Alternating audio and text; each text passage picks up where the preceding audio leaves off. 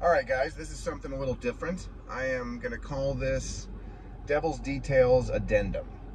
So kind of a side offshoot. I'm not going to go over one of the rules, one of my 21 rules in this one, but there was a lot of good stuff that's happened in this week's workouts. A lot of good topics that have come up in conversation with various people, and I didn't want to wait too long. And also because I don't want to make these too long, I thought let me address kind of what I'm thinking about right now, what I've been talking about with all of you lately, and that way when I hit the next rule, I can keep that one short too. So let's get right into it. Yesterday was a hero workout called Jimmy. We are about 2/3 of the way through Hero October. I know I'm feeling it. I think we're all starting to feel that. Yesterday's workout, Jimmy, is a 30-minute AMRAP of 5 deadlifts, arched weight 265, 175, 7 pull-ups, and 9 push-ups. I think this is a brilliant workout. Just one of the reasons why CrossFit is so great, why I love it so much. There's so much going on in this workout, and I wanted to unpack a little bit of that with you guys so you could be thinking about it. So when we redo Jimmy next October, we can all do it even better, get even more out of it at that time. This is where, you know, in the last video in Devil's Details 3, I was talking about threshold training and towing that line with form, and are my lungs about to give out? Are my muscles about to give out? Can I, walk that line in between all that and keep working? This is the perfect workout to allow you to do that. There is a lot of your backside, your posterior chain, as we like to call it, involved in this workout. Between the deadlifts and the pull-ups, those are hitting a lot of the same muscles along your spine on the back of your body. Your lats are involved, your lower back's involved, biceps are involved, all that. And then you get the pushing movement with the push-ups that is only one movement because it has the most reps. It's a great counterbalance to those two pulling movements. This is a workout where, let's say you were just doing strict pull-ups on this workout. Strict pull-ups are a great move. You can't do too many strict pull-ups. We need to do them all the time. They make everything in life better, in my opinion. But in this workout, it would limit this workout's utility. It would limit this workout's the possible benefits you can get out of it. Your lats are hugely involved in deadlifts. They're also hugely involved in the pull-ups. I want to turn those pull-ups more into a full body movement, not using as much lats. So that's why you use a kipping pull-up or a butterfly pull-up. It greatly increases the amount of pull-ups you can do in time. Yes, because more of your body is helping on that movement. It allows you to keep going, and it doesn't. If you do strict pull-ups with the deadlifts and at that weight on this workout, it's going to become, for most people, just a strictly muscular stamina workout where you're wearing out. Even though your lungs could go, you could still do push-ups. You're not going to be able to go because your lats are just wrecked from both sides. Whereas if you're doing kipping or butterfly, now this becomes not just a muscular stamina workout, but a lung capacity workout. Because of the pace you can now move at, you can get so many more rounds in on this workout that your lats are still getting a great workout. My lats are beat up today. I feel it all up and down the backside, all the way down to my calves. But you're gonna turn this into a cardiovascular and a muscular stamina workout. It's become a much more dense workout and hits so much more. It's going to make you just a lot more fit than if it was just a strength workout. And that is the beauty of CrossFit. And so that's why I say there is subtleties in these things, and finding with this workout, what is the pace I can keep that I don't hit muscular failure, where I want to keep going, but I can't. Because with the deadlifts on this workout, if you don't have good form, if you go a little too fast, you are going to be forced to stop. And that's going to happen to all of us at various times of various workouts, and you learn from that. But this is one of those workouts where you can learn from that. And it's about, after the workout, thinking consciously, if it went well, why it went well, and if it didn't go well, what did I do wrong on that? I really like, too, on this one, if you have the ability to go touch and go, and you get the lowering phase on the deadlifts, now you're getting the eccentric. Eccentric is when you're lowering, with a movement. So you're getting that on the push-ups, the pull-ups, and the deadlift. So you're getting 3 different forms of an eccentric muscle contraction, and that's why everybody's feeling it today.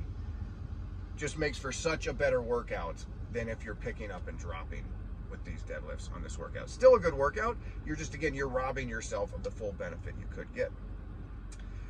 Then today, if you've noticed, so today is another hero workout. 40, 30, 20, 10 of heavy kettlebell swing, 70, 53, then goblet squats with that same weight, and then toes to bar.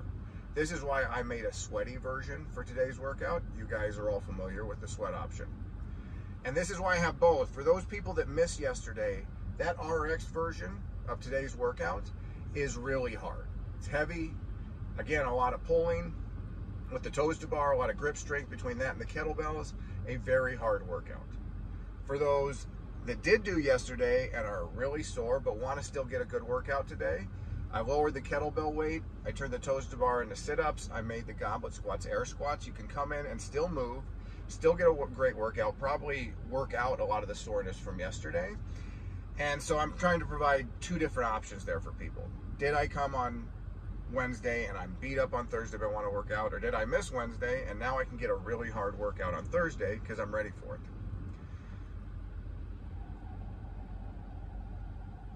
When I program Jimmy next year, which I will, I got 18 rounds plus the 5 deadlifts in the 19th round. I would hope to get at least and finish that 19th round. And this is where, going back to what we were talking about with threshold training. You guys know this, I don't do a lot of 1 rep maxes with class because I just think risk reward, while it is fun to 1 rep max, and I have lived by it, almost every time we do a 1 rep max on anything, somebody pulls something. And they live to survive and they learn from it, and it's great, but just, I don't think the benefit is worth the risk most of the time. Now, you guys know, we do heavy singles, and if we're doing like 7 heavy singles, you can turn that into a 1 rep max day. If you're feeling it, and on that 4th, 5th, 6th, 7th single of deadlift or front squat or whatever it is, you want to go for a 1 rep max, go for it.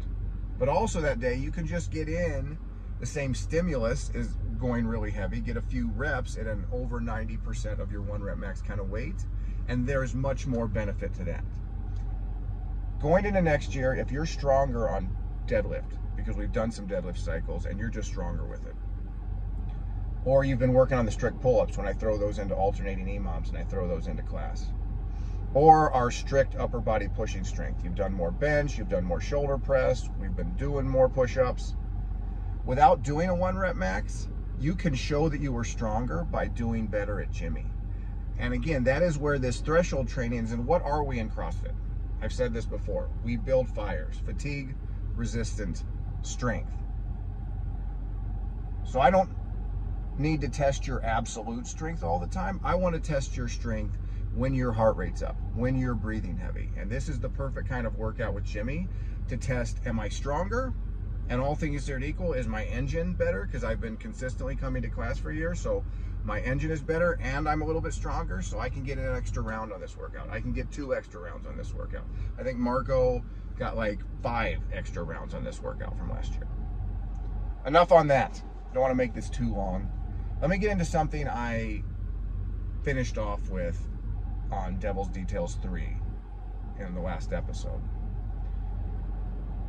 When I say to myself, or when I hear people say, I'm too old for that, what I hear is I am too lazy. Let me expound on what I mean by that. Last year, it was shortly after I'd had a shoulder surgery on my left shoulder, and I was texting with my good friend Jason, and I found an old video of us doing synchronized muscle-ups, and I'd sent it to him, and I'd made some comment to the effect of, well, those days are behind us, or something like that.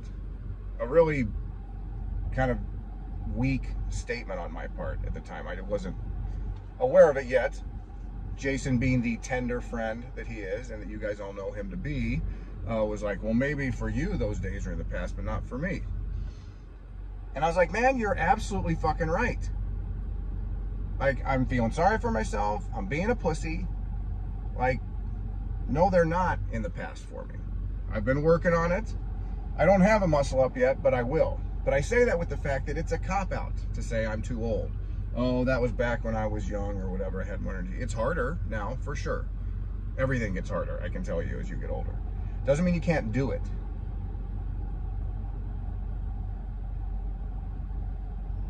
If you age, in my opinion on this is my opinion, if you're aging right, as you get older, you do get more comfortable in your own skin. You are more aware of your own limitations. You know how capable you are, and you know your shortcomings. And hopefully you're working on those shortcomings, maximizing your strengths, but at the same time, there's a comfort that comes with that, and that is good. However, what I often see is a complacency that comes with that too, a sense of entitlement that I've arrived in a sense. I've done the hard stuff in life. This is where I need to be. And that is a self-limiting and self-defeating type of mindset, in my opinion. You need to be striving harder as you're older, because you are hopefully wiser, because we get wise from doing things wrong, and we all do things wrong a lot. And so for myself, that is why I want to avoid that complacency. I want to avoid that I'm going to take it easy on myself. And when I was saying that to Jason at that time, that's how I was being complacent. I was giving myself an out. And I just don't want to do that, because I think it's going to rob me of a lot of the true joy in life. And I think in general, you should not allow yourself to go down that road. It's hard, and it keeps getting harder. And maybe my opinion on this will change when I'm 90. I want to get to 90, and I want to be able to decide at that time whether my opinion has changed or not. I think that's all I have for this one. If this brings up any other comments or concerns, thoughts, anything like that. Oh, one last little thing, real quick. Yesterday on yesterday's workout was a lot of push-ups. And for some people, when I saw them, you know, we are more strict at King William District CrossFit on push-ups than I think a lot of gyms are. And I'm very proud of that fact. As I saw people starting to worm a little bit more than I would like on the push-ups, and they're in the middle of the workout, you're trying hard, you're trying to keep a pace. I was fine with going to hand release push-ups, where you're all the way on the ground and then coming all the way back up. Why was I fine with that? I did not come up with this phrase, but it is stuck in my head, and you guys have probably heard me say it in class. Assisted full range movements lead to unassisted full range movements. Partial range movements never lead to full range movements. And so that's why, as you were hitting muscular failure and I wanted you to keep going, the hand release push-ups in my mind were a nice compromise that allowed you to keep going. You're still working those muscles. All of us who have done hand release push-ups know that, and still getting the benefit of the workout. So that's one of the reasons as a coach why I steered toward that direction. If the push-ups were getting you were trying hard, but you were shortchanging yourself on the range of motion. All right, guys, thanks. Right on. I will talk to you later. Bye.